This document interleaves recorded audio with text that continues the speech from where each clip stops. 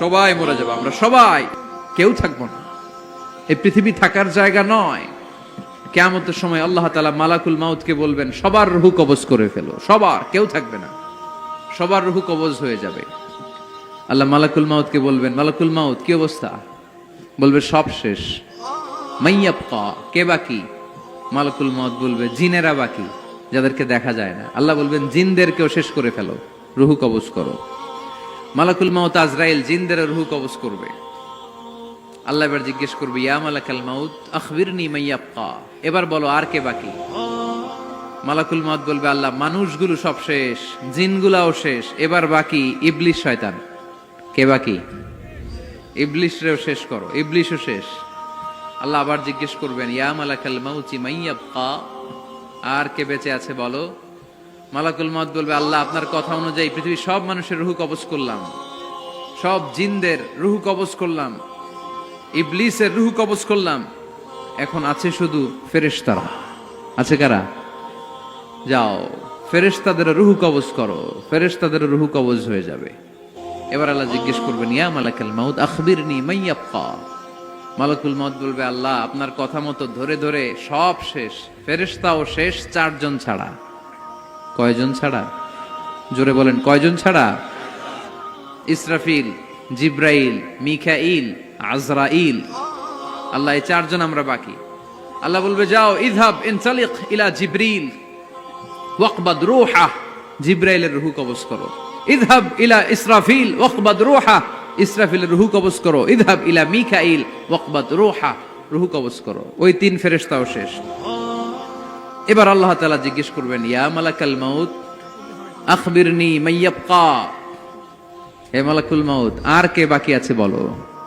মালাকুল মাউত বলবে, আল্লাহ আপনার কথা মতো মানুষগুলো শেষ, জিনগুলো শেষ, ইবলিশ শেষ, আমার বাকি 3 ভাই ইসরাফিল, মিকাইল, জিব্রাইলও শেষ, শুধু আমি, শুধু আমি।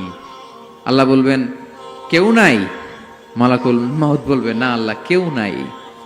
এবার আল্লাহ তাআলা বলবেন, মালাকুল মাউত তুমি তো সবাই রে মারছো, এবার তুমি মরো, এবার তুমি মরো, তুমি মরো। শোনার সাথে সাথে মালাকুল মাউতের কাঁপুনি ছুটে যাবে, খিঁচুনি এসে যাবে ভয়ে। আল্লাহ বলবেন, কাঁপুনি দিয়ে তো লাভ নাই, কারণ কুল্লু নাফসিন যায়িকাতুল। রব্বুল আলামিন বলবেন, মালাকুল মাউত কেঁদো না, এটাই দুনিয়ার বিধান, আমি আল্লাহর দেয়া বিধান, এটাই, জন্মালেই মরতে হয়। যাও, জান্নাত জাহান্নামের মাঝখানে একটা জায়গা আছে, জায়গাটার নাম হলো আরাফ। এই আরাফের মধ্যেখানে যে দাঁড়া, ওখানে যে মালাকুল মাউত কাঁপতে থাকবে। মালাকুল মাউত বলবে, আল্লাহ সৃষ্টি শুরুতে যদি জানতাম, সৃষ্টি শুরুতে যদি জানতাম সবাইকে মৃত্যুদান করার পরে, রূহ কবজ করার পরে আমাকেও মরতে হবে, তাহলে এই কঠিন দায়িত্বের ব্যাপারে আপনার কাছে ক্ষমা চাইতাম। আজকে আমারও যে ভাগ্য বরণ করে নিতে হবে সৃষ্টির শুরুতে, আমি এটা কল্পনাই করতে পারি নাই। আল্লাহ বলবেন, নো টক, মুত, ইয়া মালাকাল মাউত, মর, মরে যা, মুত, মরে যাও। বলার সাথে সাথে মালাকুল মাউত এক বিকট চিৎকার হাঁকিয়ে মরে যাবে। মালাকুল মাউতের চিৎকারটা সেদিন এত ভয়ঙ্কর হবে, বিষ্ণু ঈসা ইসলাম বলেন, ওই চিৎকারের আওয়াজ যদি পৃথিবীর মানুষেরা কান দিয়ে শুনতে পেত, তাহলে কিয়ামত সংগঠিত হওয়ার জন্য আলাদা করে ইসরাফিলের সিঙ্গার প্রয়োজন হতো না। ওই চিৎকারের আওয়াজে প্রতিটা মানুষ কানের পর্দা ফেটে ওই জায়গায় লাশ হয়ে পড়ে যেত। এবার ডানে বায়ে সামনে পেছনে উপরে নিচে কেউ নাই, একজন ছাড়া, জোরে বলতে হবে তিনি কে? আল্লাহ তখন পৃথিবীকে একটা ডাক দিবেন, বলবেন, ইয়া দুনিয়া আইনা আনহারুকি, এই পৃথিবী তোর নদীগুলো কোথায়? ইয়া দুনিয়া আইনা আশজারুকি, এই পৃথিবী তোর গাছগুলো কোথায়? বটতলা। ইয়া দুনিয়া আইনাল জিবাল, তোর বড় বড় মাউন্ট এভারেস্ট পাহাড়, আলাস্কা পর্বতমালা, আলপস পর্বতমালা, এগুলো কোথায়? তুর পাহাড় আজকে কোথায়? ইয়া দুনিয়া আইনাল মুলুক, রাজা বাদশারা কোথায়, যারা ক্ষমতার দাপটে পা জমিনে ফেলতে চাইতো না? আইনাল জাবাবেরা, অত্যাচারী স্বৈর শাসকগুলো আজকে কোথায়? কোথায় আজকে? কোনো আওয়াজ নাই। আল্লাহ তখন হুঙ্কার দিয়ে বলবেন, লিমানিল মুলকুল ইয়াউম, who belongs the kingdom today? আল্লাহ চিৎকার দিয়ে বলবেন আজকে ক্ষমতা কার?